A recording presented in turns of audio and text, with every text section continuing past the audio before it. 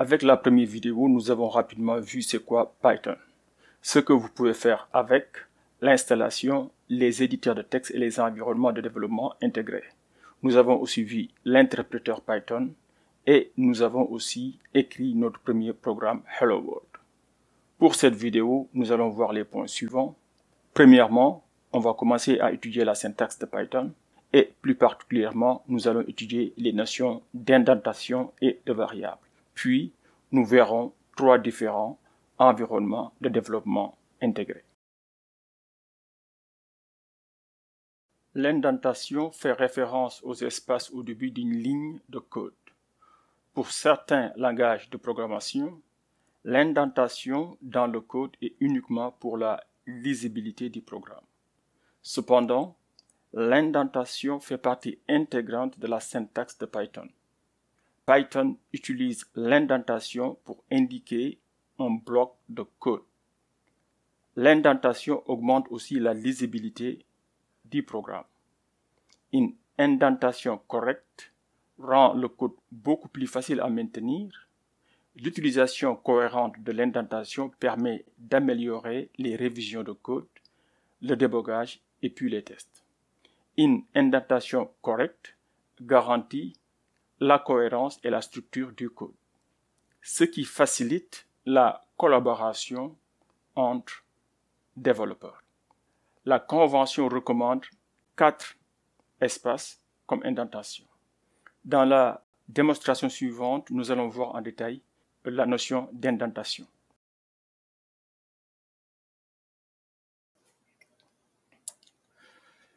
Eh bien, voilà, nous allons essayer de faire une petite démonstration pour vous montrer plus exactement c'est quoi la notion d'indentation en Python.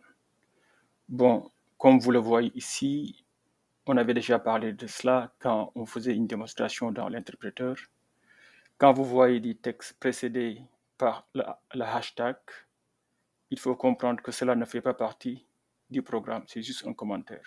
Comme vous le voyez ici, donc on a mis des commentaires pour vous expliquer ce que nous voulons faire dans ce programme-là. Alright? Ok, comme vous voyez, j'utilise en fait l'éditeur de texte Notepad++. Donc, j'ai déjà créé le fichier qui s'appelle indentation demo.py ou bien py.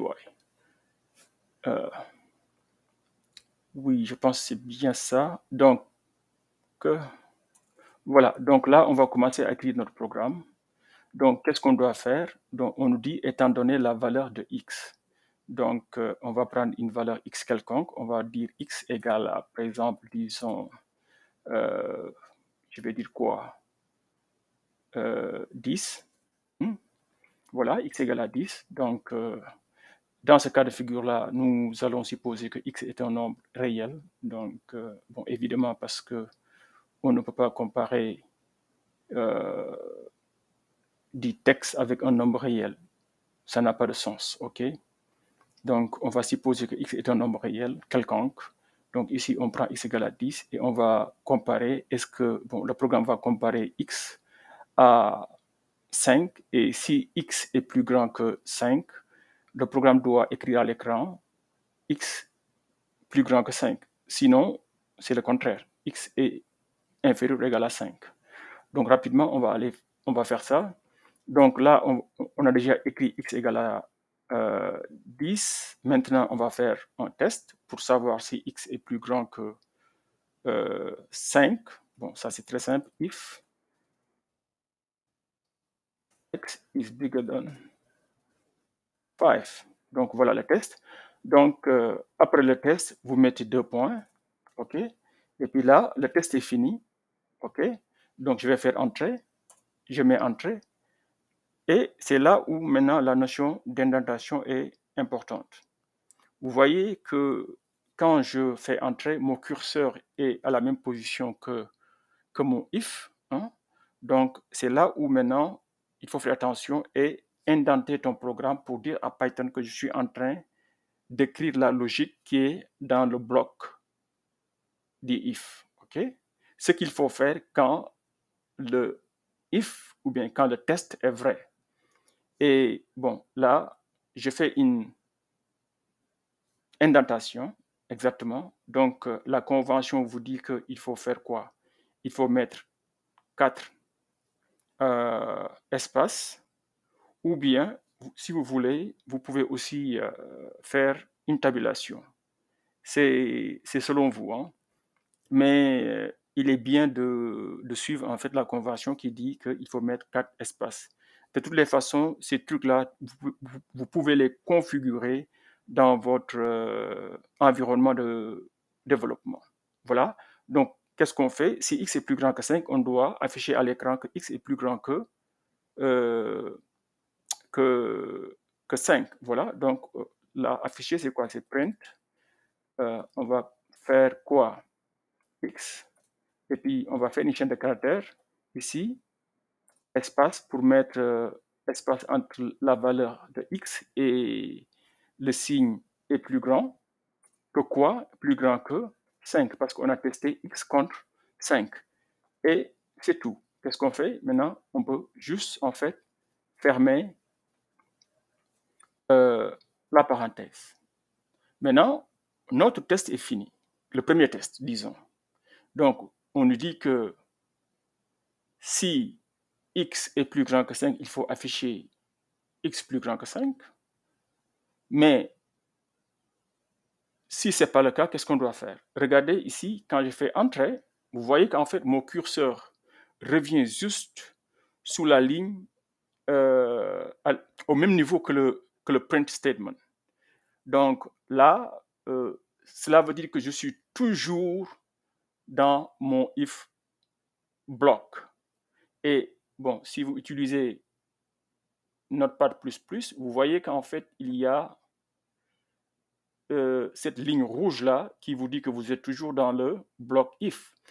Alors qu'en réalité, dans la logique, j'ai fini mon if statement. Donc, qu'est-ce que je vais faire?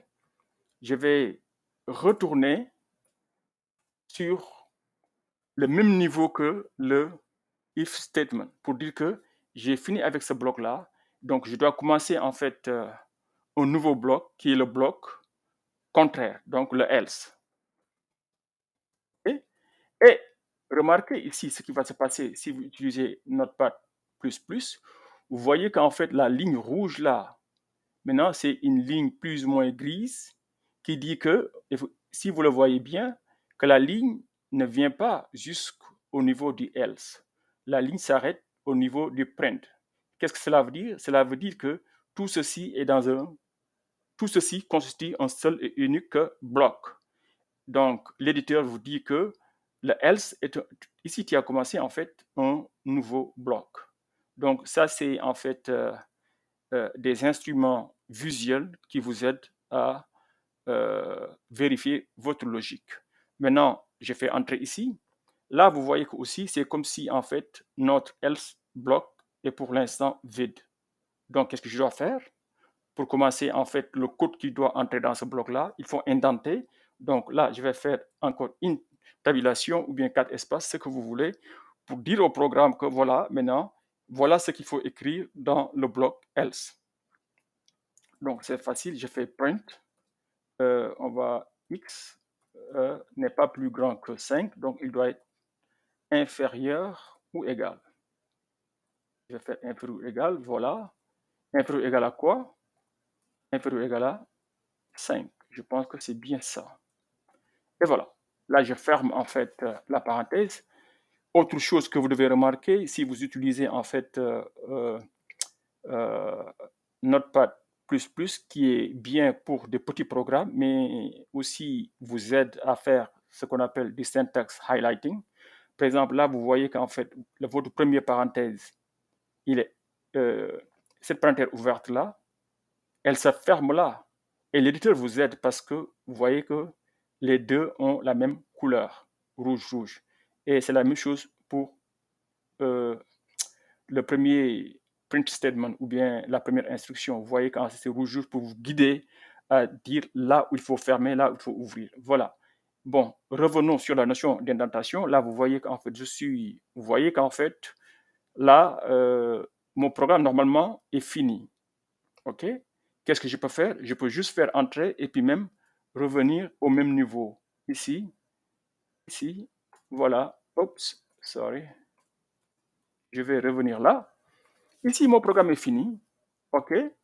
Si vous voulez, c'est tout ce que le programme vous demande, mais bon, si vous voulez ajouter quelque chose, là, je peux même ajouter print, qu'est-ce que j'ai affiché? Je peux afficher fin, pour dire que en fait, mon programme est fini. Donc là, vous voyez, en fait, vous voyez qu'est-ce qu'on a fait? On a donné une valeur à x, on a fait un test, est-ce que x est plus grand que 5? Si oui, il faut afficher ceci. Sinon, il faut afficher ceci. Et puisque ce démo-là, ou bien cette démonstration-là est sur la notion d'indentation, vous voyez qu'en fait, à chaque fois que vous commencez un nouveau bloc, voilà en fait le bloc if, il faut mettre en fait de l'espace, 4 espaces, si vous voulez, entre la première ligne du bloc et puis le code suivant. De la même chose, ici, on a un if. Donc, la première instruction pour ce bloc-là est là. Donc, encore, on met ici une indentation. Et puis, le fait de la dernière instruction ne fait pas partie du bloc if, ne fait pas partie du bloc else. Donc, le if, le else et le print doivent être au même niveau. OK? Donc, voilà.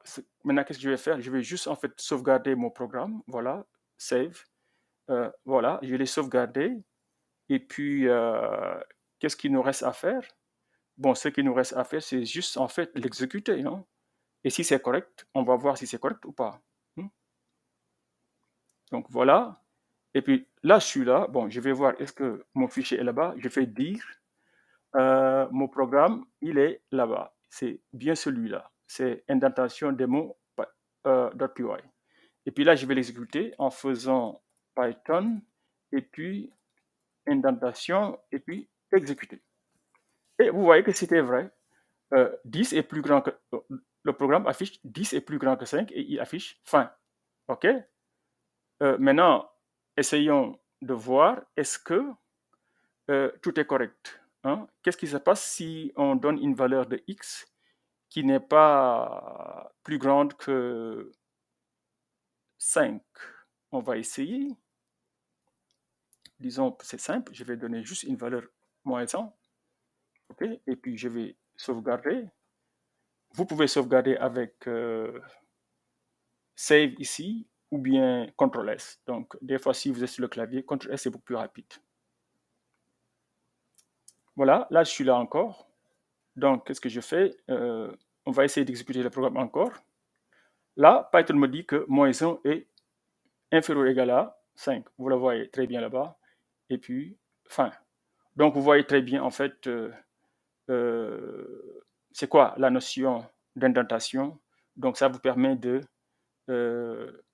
délimiter, en fait, vos blocs de code. OK.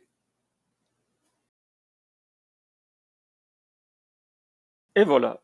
Maintenant, essayons de voir ce qui va se passer quand l'indentation n'est pas correcte. OK? Bon, là, sur mon écran, j'ai ouvert en même temps mon terminal et puis mon éditeur. Ça, c'est pour aller vite. Hein. Si vous voulez, vous pouvez avoir votre éditeur à gauche et puis votre terminal à droite. Comme ça, vous n'allez pas avoir besoin de fermer une application pour aller dans l'autre. Mais si vous ouvrez les deux en même temps, là, vous pouvez aller beaucoup plus vite. Bon, voilà. Donc là, par exemple, imaginons si j'enlève en fait l'indentation qui était là. OK? Je l'enlève complètement. Et puis voilà. Et puis quand je l'enlève, vous voyez très bien qu'en fait, Notepad++ me dit qu'en fait, le if et le print maintenant ne sont pas dans le même bloc. Mieux, l'éditeur me montre qu'en fait, il y a un segment qui est là, qui est jaune, pour me dire qu'en fait, ce fichier-là n'est pas encore sauvegardé. Qu'est-ce que je vais faire? Je vais faire CTRL-S, sauvegarder. Là, vous voyez qu'en fait, toute la ligne verticale qui est là est devenue verte, pour me dire qu'en fait, ton fichier est bien sauvegardé. Et maintenant, je peux exécuter mon fichier. Je fais quoi? Python indentation error, je pense que c'est le fichier, voilà, c'est le fichier sur lequel je suis. Je mets entrée et voilà, qu'est-ce qui se passe? Python me dit qu'il y a une erreur. Vous le voyez ici, vous me dit indentation error. Expected an indented block after if statement on line 11. Donc, Python me dit qu'en fait, mon programme a un problème à la ligne 11. Vous pouvez bien le voir ici, la ligne numéro 11. OK? Donc, si vous allez sur votre éditeur, la ligne numéro 11, c'est quelle ligne? C'est le if. C'est le if. Maintenant, le problème, c'est quoi? C'est après le if, le programme doit être indenté. Donc, le problème, c'est ici. Ce print-là qui devait être indenté et qui ne l'est pas. Donc, comme tout langage, si vous voulez parler le langage, vous devez respecter aussi les règles ou bien la syntaxe de ce langage-là. Donc voilà, donc pour corriger cela, qu'est-ce que je vais faire? Je remets en fait ma tabulation et automatiquement vous voyez ici que Notepad++ me dit qu'en fait apparemment tout est correct parce que là vous voyez que les if maintenant et les print sont dans le même bloc et Notepad me donne cette ligne jaune là pour me dire que ton programme n'est pas sauvegardé. CTRL S sauvegardé, donc tout devient vert. Et puis maintenant, est-ce que je peux exécuter mon programme? Oui, exécute. Et maintenant tout est correct. Voilà. Voilà, ceci marque la fin de cette vidéo sur l'indentation d'un programme Python. Nous avions prévu de parler de la notion de variable et des environnements de développement intégré, mais pour réduire la durée des vidéos, nous avons finalement décidé de les aborder séparément dans les prochaines vidéos.